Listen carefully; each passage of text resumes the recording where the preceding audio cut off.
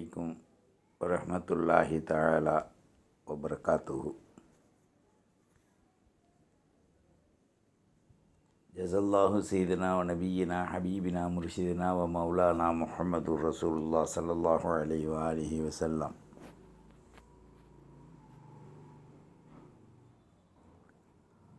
அல்லாஹும்ம ஸல்லி அலா முஹம்மது வ அலா ஆலி முஹம்மது வ பாரிக் வ ஸல்லிம் அலைஹி. அம்மா பஅத். ரலீனா பில்லாஹி ரப்பன் வ பில் இஸ்லாமி தீனா வ பி முஹம்மதுர் ரசூலுல்லாஹ் ஸல்லல்லாஹு அலைஹி வ ஆலிஹி வஸல்லம் நபிய்யன் வ ரசூலா. ஃபகத் கால அல்லாஹு தஆலா ஃபீ கலாமிஹில் கதீம் வல் ஃபுர்கானில் அலீம். அஊது பில்லாஹி மினஷ் ஷைத்தானிர் ரஜீம் பிஃபத்லி பிஸ்மில்லாஹிர் ரஹ்மானிர் ரஹீம். கிதாபுன் உன்சில இலைக்க ஃபலா யகூனு ஃபீ சத்ரிக் ஹரஜ் மின்ஹு லிதுன்திர பிஹி வ திக்ரா லில் முஃமினீன்.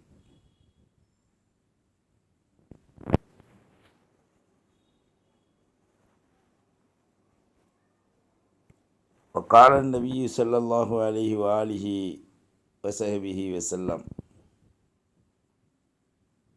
لا يؤمن أحدكم حتى يحب لأخيه ما يحب لنفسه.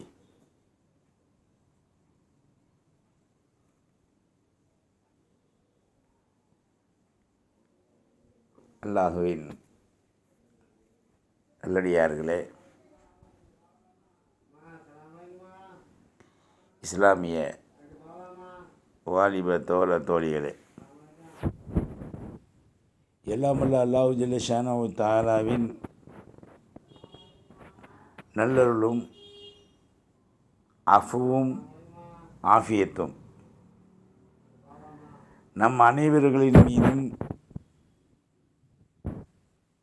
உண்டாகுவதுடன் மார்க்கப்பற்றுடையவர்களாக வாழ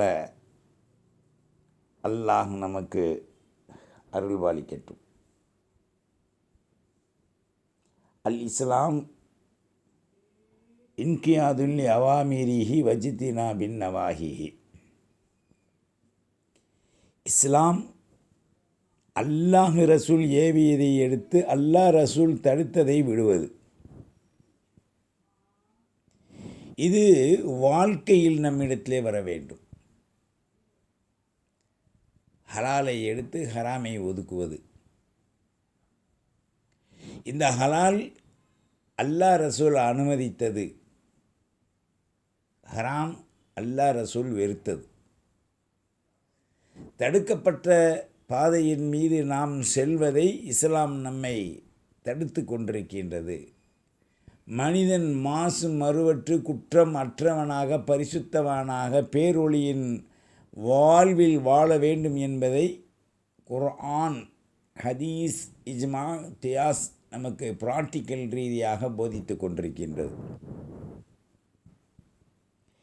இதன் அடிப்படையிலே தான் பாபா ஆதம் அலைஹிஸ்ஸலாம் கொண்டு ஈசா ரூஹுல்லா வரை, என் உயிர் தாஹா ஸல்லல்லாஹு அலைஹி வ ஆலிஹி வஸல்லம் வரை நபிமார்கள் ஒன்றின் பின் ஒன்றாக வந்தாலும் கூட அந்தந்த கௌமுகளிலே அநேகர்கள் வழிகேடிலே இருப்பதன் காரணமாக அந்த வழிகேடர்கள் அந்த நபிமார்களை ஏற்று ஹராம் ஹலாலை பேணாத ஒரு காரணத்தால் மனம் கொண்ட கொள்கையில் கூத்தாடிகளை போன்று அவர்கள் வாழ வேண்டும் என்ற நிர்பந்தத்தால் அவர்கள் தன்னை ஆக்கி கொண்டதற்காக வேண்டி இந்த உலகம் அவர்களை கவ்விக்கொண்டது. இஸ்லாத்தை ஏற்றுக்கொண்டவர்களுக்கு இப்படித்தான் வாழ வேண்டும் என்று எல்லா துறையிலையும் அவனுக்கு வேகத்தடை போடப்படுகிறது. இஸ்லாம் அனுமதித்ததை தவிர, ரசூல் அனுமதி கொடுத்து வழிகாட்டியதை தவிர இஸ்லாமியர்கள் எதையும் செய்யக்கூடாது. அப்படி மிதமிஞ்சி செய்தால் அவர்கள் பாவிகள். இந்த பாவிகளுக்கு கொடுக்கப்படுகின்ற தண்டனை மிக விரிவாக பல இடங்களில் அல்லாஹ் தனது அருள்மறையிலேயும் மாணவி ஸல்லல்லாஹு அலைஹி வஸல்லம் வாழ்க்கையிலேயும் ஹதீஸின் மூலமாகவும் நமக்கு சொல்லி காமிச்சிருக்காங்க. தீர்க்க தரிசனம் வழிகாட்டுதல் என்பது எதற்கு?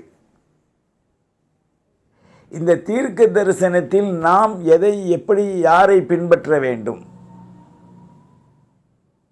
மனம் போன போக்கில் மங்கிய வாழ்க்கை வாழ்வதிலிருந்து நமக்கு எல்லா துறையிலையும் அதை அப்புறப்படுத்திவிட்டு பரிசுத்தமான நேரிய முறைகளை நமக்கு காட்டப்படுகின்றது. இதற்கு மேலால் ஒவ்வொரு சொல்லும் செயலும் அணுவாக பார்ட்ஸாக ஸல்லல்லாஹு அலைஹி வஸல்லம் நமக்கு செய்து வெற்றியின் பக்கம் நம்மை அழைத்து சென்றிருக்கின்றார்கள். இதுபோன்று ஒரு புண்ணிய மார்க்கம், இதுபோன்று அருள் நெறியுடைய மார்க்கம், இதுபோன்று நேரான வழிகளை எளிதில் காட்டக்கூடிய மார்க்கம், அணிதினமும் முதலில் சுத்தம், இரண்டாவது பரிசுத்தம், மூன்றாவது உடை சுத்தம், நான்காவது இருப்பிடம் சுத்தம், ஐந்தாவது மன தூய்மை, ஆறாவது செயலாற்றுதல், ஏழாவது அடைந்து அனுபவித்தல், எட்டாவது சுகாதாரத்தோடு இன்புறுதல், பத்தாவது இன்பத்தை தவிர பின்னால் எதுவுமே இல்லை, லா ஹவுஃபுன் அலைஹிம் வலாஹும் யஹ்ஸனூன்ட்டான்ல. மூமின்களுக்கு எத்தகைய துக்கமோ व्यसனமோ கவலையோ இல்லை, பின்னால் சுகண்டியை தவிர வேறு எதையும் அவர்கள் பார்க்க முடியாது, அனுபவிக்குவார்கள் நிஅமத்துக்கள். அப்போ அல்லாஹ் இவ்வளோ பெரிய சான்றிதழ்கள் யாருக்கு தர்றான்? இஸ்லாத்திலிருந்து முஸ்லீமாகி, முஸ்லீம் இருந்து முஸ்தஸ்லிம், பிறகு மூமின், மூமினாத், சாலிஹ், சாலிஹாத், இத்தகைய தன்மைகளை நமக்குள் அடைய வளைத்து அனுபவிக்கின்ற நியாமத்துக்கள் தான். எங்கிருந்தோ பூவில் ஒரு சிறிய கண்முடிய அளவிற்கு தேனை கொண்டு வந்து பிரமாண்டமான மலையின் மீது சேகரித்து, மரங்களின் மீது சேகரித்து, அந்த தேனின் ஷிஃபா ஃபிஸ் சுதூர் என்று அல்லாஹ், உபதேசம் என்பதும் ஒரு தேன், இந்த ஈக்களால் கொண்டு வந்து சேர்க்கப்படுவதும் ஒரு தேன், தேனீக்களால். அப்போ அதில் மனிதனுக்கு இவ்வளோ பெரிய நியமத்தை வச்சுருக்கான். இதில் விரிவாக கூறுவதற்கு இயலாது. சூரத்துன் நஹ்ல் என்பதை நீங்கள் குர்ஆனில் பகுதியில் போய் பாருங்கள், தெரியும். அந்நஹ்ல்னு போட்டிருக்கும். அப்போ அல்லாஹ் இவ்வளோ பெரிய ஆற்றலை கொடுத்திருப்பது ஈயின் தேன், அதே நேரத்தில் மனிதர்களுக்கு லிமாஃபிஸ் சுதூர், உபதேசத்தின் தேன். அது எங்கே உற்பத்தியாகின்றது? மாநபியின் நபிமார்களின் உள்ளத்தில் அல்லாஹ் போட்டதை, கொடுத்ததை, வகியை கொண்டு, சூஃபுக்களை கொண்டு, வழிகாட்டுதல்களை கொண்டு அவர்கள் சிறுக சிறுக சிறுக சிறுக மக்களுக்கு அந்த தேனின் உபதேசத்தில் தேனின் ருசியை அவர்கள் அனுபவிக்க வைத்து உயர் மட்டத்தில் ஆலாவில் கொண்டு வச்சிடுறாங்க. எப்படி இந்த தேன்கூட்டை மலையில் கொண்டு வைக்க சொன்னான் அல்லாஹ். அதுதான் அல்லாஹ் குர்ஆனில் சொன்னது. பிரமாண்டமான கூடுகள் கட்டுறத மலையினுடைய அந்த அடிவாரத்தில் நாம் பார்க்கலாம். அதே போன்று மனிதனுடைய உள்ளத்தில் இந்த மண்ணுக்கு அடியில், வானுக்கு மேல் இவைகளிலிருந்து ஒரு உருண்டை, பந்து உருண்டையை போன்று மனிதனுடைய உருக்களை அல்லாஹ் ஆக்கி அவனுக்கு பல்வேறான அருள்களின் நியமத்துக்களை கொடுத்திருப்பது காண மிக புதிரான, ஆச்சரியத்திலும் அஜாய்புகளில் உண்டானவைகளாக அமைந்திருக்கின்றது. அதன் காரணமாகத்தான் அல்லாஹ் குர்ஆனிலே அராஃப் என்னும் அத்தியாயத்தில் 2வது அல்லாஹ் குறிப்பிடுறான், கிதாபுன் உன்சில இலைக்க ஃபலா யகுன் ஃபீ சத்ரிக். அல்லாஹு ஜல்ல ஷானஹு தஆலா எவ்வளோ பெரிய நியமத்துக்களை கொடுத்திருக்கின்றான் என்று சொன்னால், அருள் பாக்கியம் உடைய நியமத்துக்களில் மிக சால சிறந்த நியமத்துக்களை அல்லாஹு ஜல்ல ஷானஹு தஆலா கொடுத்திருக்கான். ஆயத்தினை குறிப்பிடுகின்ற பொழுது, கிதாபுன் உன்சில இலைக்க, நபியே நாம் உங்களின் மீது இந்த அருள்மறையை இறக்கி இருக்கின்றோம். ஃபலா யகுன் ஃபீ சத்ரிக ஹரஜம் மின்ஹு லிதுன்திர பிஹி வதிக்ரா லில் முஃமினீன். மக்களுக்கு நீங்கள் இந்த உபதேசத்தை நீங்கள் சொல்லுங்கள், அந்த மக்கள் அவர்கள் விளங்கிக் கொள்வார்கள். அவருடைய நெஞ்சங்களின் மீது அவர்களுக்கு அதன் பற்றி உண்டான தேட்டங்கள் இருக்க வேண்டும். அதே நேரத்தில் அல்லாஹு ஜல்ல ஷானஹு தஆலா மனிதர்களுக்காக வேண்டி பல்வேறான நிஅமத்துக்களுடைய நிலைகளை குறிப்பிடும்போது இதன் மூலமாக எச்சரிக்கை செய்து மூமின்களுக்கு நல்லுபதேசமாகும் அருளப்பட்ட வேதத்திலிருந்து உள்ளத்தில் எந்த தயக்கமும் ஏற்பட வேண்டாம், நீங்கள் சத்தியத்தை சொல்லுங்க அப்படின்ட்டு அல்லாஹ் இந்த ஆயத்தின் மூலமாக நமக்கு சுற்றி காமிக்கிறான். நாம் சிந்திக்க வேண்டிய ஒரு விஷயம் என்ன அப்படின்னா, அல்லாஹ் எல்லா நபிமார்களுக்கும் வேத கிரந்தங்களை கொடுத்த அல்லாஹ் ஒவ்வொரு நபிக்கும் அந்தந்த கௌமுகளுக்கு சூஃபுக்கள் வேதங்கள் என்று கொடுக்கும்போது அதுகளை வைத்து நபிமார்கள் அவர்களுக்கு தீர்க்க தரிசனத்தை உபதேசங்களை செய்யும்போது அநேக உள்ளங்கள் சாந்தி அடைந்தது. சிஃபா லிமா ஃபிஸ் சுதூர் என்று நிலைக்கு ஆளானது. அதிலே வம்பர்களும் மூர்க்கர்களும் முரடர்களும் ரவுடீச குணம் கொண்டவர்களும் அங்கே நபிமார்களை எதிர்க்கின்ற நிலையிலே தான் அந்த நபிமார்களுக்கு எதிரித்தன்மையை ஷைத்தான் கொண்டு வந்தான். மூமின்களை டச் பண்ண முடியல. முனாஃபிக்கீன்களை இன்னல் முனாஃபிக்கீன் அல காதிபூன், முனாஃபிக்கீன்கள் கிதுபு பொய் உரைக்கக்கூடியவர்களாக இருப்பதன் காரணமாகத்தான் அன்று முதல் இன்று வரை கியாம நாள் வரை முனாஃபிக்குகள் இருக்கத்தான் செய்வாங்க. இதிலே கற்பனையினால் வரையப்பட்ட காவியங்களை கடவுளாகவும் தனக்கு பிடித்த உருவங்களை கடவுளாகவும் ஆக்கிக்கொள்வது இந்த குஃப்வார்களின் ஒரு இழிவான ஈன குணம். காரணம் என்ன? பொறாமை. அல்லாஹ்வை பற்றி ரசூலை பற்றி விமர்சிப்பது. அதனால் யாருக்கு நஷ்டம்? ஒரு மூமினுக்கு அது வருத்தம் அளிக்கக்கூடியதாக இருந்தாலும் கூட, மூமினாத்துக்கு வருத்தம் அளிக்கக்கூடியதாக இருந்தாலும் கூட, இன்றைக்கு முஸ்லிம்களை சீண்டி பிறப்பு முதல் மரணிக்கும் வரை அவர்கள் விமர்சித்து இழிவுபடுத்துவதன் மூலமாக கூட, பள்ளிகளையும் மதரசாக்களையும் முஸ்லிம்களையும் இழிவுபடுத்துவதன் மூலமாக கூட அவர்கள் வாழ்ந்து விடலாம் என்று மாத்திரம் நினைத்து விடக்கூடாது. காரணம், எதிரிகளை அல்லாஹ் எப்படி அழித்தொழித்தான் என்பதற்கு குர்ஆன் சான்று பகிர்ந்து கொண்டிருக்கின்றது.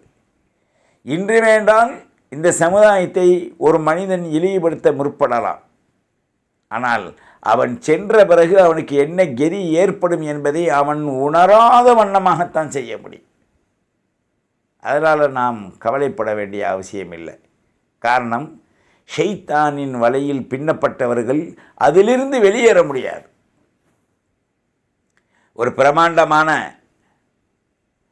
ஒரு அறையை கட்டி அல்லது மைதானத்தில் மிக பிரமாண்டமான காம்பவுண்ட் எடுத்து அதை மிக உயரமாக மனிதர்கள் மேலே தப்பிக்க முடியாத அளவிற்கு உயரமாக ஆக்கி அதற்கு மேல் இரும்பு கேட்டிட்டு பற்ற வைத்து மனிதர்களை உள்ளே வைத்தான். உணவு உடை வாழ்க்கையின்றி அவர்களை வைத்தால் அவர்களுக்கு என்ன நொம்பலம் ஏற்படுமோ அதைவிட பன்மடங்கு மூமினாத்துக்கு ஏற்படும். ஆனால் இவர்கள் செய்வதன் மூலமாக, இந்த அளவாடி குருட்டுத்தன்மையின் மூலமாக அவர்கள் எதையும் இழந்துவிட முடியாது. தன்னம்பிக்கை கொண்டவர்களாக, தன் இறைவனின் மீது நம்பிக்கை கொண்டு, ரசூலுக்கு வழிபட்டு அஞ்சி அல்லாஹ் ரசூலுக்காக தனது வாழ்வை அர்ப்பணித்தவர்களின் அடையாளங்களெல்லாம் மிக உயர்ந்ததாக அருள்மிக்கதாக ஆகியது. நாம் சிந்திக்கணும். ஒரு மூமினுக்கு முழு உலகமும் கட்டுப்படும் என்பதை ஸல்லல்லாஹு அலைஹி வஸல்லம் நமது வாழ்க்கையில் நிரூபித்து காமிச்சிருக்காங்க. சத்திய சஹாபாக்கள் எல்லாம் மாநபியின் வழிமுறைகளை பின்பற்றுகின்ற பொழுது எத்தனை தொல்லைகள் துன்பங்கள் வந்தாலும் கூட அதை இன்பமாக ஆக்கினார்கள். அதனால் அவர்களுக்கு அல்லாஹ் கொடுத்த ஒரு அலியா டைட்டில் ரலி அல்லாஹு அன்ஹும் வரலு அன். காரணத்தை சொல்கிறான், ராலி கலிமன் ஹஷிய ரப்பா. அல்லாஹுவின் நல்லடியார்களே, மார்க்க உபன்யாசம் என்பது மானிடனுக்கு அவசியம். லிமா ஃபிஸ்ஸுதூர், அவனது உள்ளத்தில் உண்டான குபாடங்களை எடுத்து அவனை பரிசுத்தப்படுத்தக்கூடியது. ஆகையினால் மனிதன் மனித தன்மையை பெறுவதற்கு அல்லாஹ்வுடைய கலாமை, ரசூலுடைய வழிகாட்டுதலின் பிரகாரம், மாநபியின் அந்த ஹதீஸின் மூலமாக, இஜ்மா கியாஸ் என்னும் நல்லோர்கள், சூஃபிகள், நாதாக்கள், இமாம்களின் அந்த வழிகாட்டுதலின் அமல் செய்த முறைப்படி நாம் ஒருங்கிணைந்து ஒற்றுமையுடன் வாழ வேண்டும். இன்றைக்கி நடக்கக்கூடிய சண்டையெல்லாம் யகூதிக்கு நசரானிக்கு இல்லை, முஸ்லீமுக்கு முஸ்லீம் சண்டை. ஒரு முஸ்லீம் யகூதியோட இணைஞ்சிட்றான், நசரானியோட இணைஞ்சிட்றான், அல்லது மஜூசியோட இணைஞ்சிட்றான். எவ்வளோ பெரிய வேதம்! அல்லாஹ் சொல்கிறான், யா ஐயுஹல்லதீன ஆமனு ஸ்தஈனு பிஸ்ஸப்ரி வஸ்ஸலாண்ட். நாம் இஸ்லாமியர்களாக இருக்கின்றோமே தவிர யா ஐயுஹல்லதீன ஆமனுவாக ஆகலை. அப்படி ஆகியிருந்தால் நாம் யாரோடு சண்டை போடவில்லை. சிபாபுல் முஸ்லிமி ஃபுசூக் வ கிதாலுஹு குஃபுர் என்ற ஹதீஸின் அந்த ஃபண்டமெண்டல் மூலத்தை நாம் இன்றைக்கி உணரணும். மனிதனுடைய உயிரை மதிக்கணும். ஒரு மனிதனை உற்பத்தியாக்க ஒரு தாய் எந்த அளவிற்கு அவள் கர்ப்பமுற்ற பிறகு கஷ்டப்படுகின்றால், அந்த குழந்தையை எப்படி பேணி பாதுகாத்து அல்லாஹ் உள்ளே வளர்த்து டேமேஜ் இல்லாமல் தண்ணிக்குள்ளேயே கிடந்து குளிர்காலமும் வெயில் காலமும் மழை காலமும் காற்றடி காலமும் எல்லா காலத்திலும் 4 காலத்திலும் ஒன்று இணைத்து அந்த குழந்தையை தாயின் அந்த கர்ப்பம் என்னும் தொட்டியிலே நீரிலே போட்டு குளிர வைத்து அந்த குழந்தையை அதிலே பேணி பாதுகாக்க ஒரு இளம் மூடி, ஃபுண்டு ஊதினா கிளியக்கூடிய ஒரு இளம் மூடியை கொண்டு அந்த பிள்ளையை பாதுகாத்து அல்லாஹ் வெளிப்படுத்தி, ஏறத்தாழ அந்த பிள்ளை ஓரளவிற்கு துனியாவில் நலம் பெறுவதற்குண்டான உணவை முளைப்பாலின் மூலமாக அல்லாஹ் கொடுத்து, அந்த பாலை அருந்தி இரத்தத்தை பாலாக மாற்றி அருந்தி வருகின்ற மனிதனின் அந்த உற்பத்தியின் மூல நோக்கமும் கண்ணியமும் என்ன என்பதை நாம் புரிந்தோமா? இன்னும் இஸ்லாமிய நாடுகள் குருடடைந்த வாழ்வில் வாழ்ந்து கொண்டிருக்கின்றது. விளங்குவோம் நம்மை நாம். அல்லாஹ் நம்முடைய பாவங்களை மன்னித்து சீரான நேரிய வழியில் கொண்டு செலுத்துவானாக, ஹிதாயத்துடைய மக்களாக ஆக்குவானாக. அதற்கு தகுதி பெற்றவர்களாக நாம் வாழ முயற்சிப்போமாக. வாஹிர் தாவானா அனில் அல்ஹம்துலில்லாஹி ரப்பில் ஆலமீன். வஸ்ஸலாம். அஸ்ஸலாமு அலைக்கும் வரஹ்மத்துல்லாஹி வபரகாத்துஹு.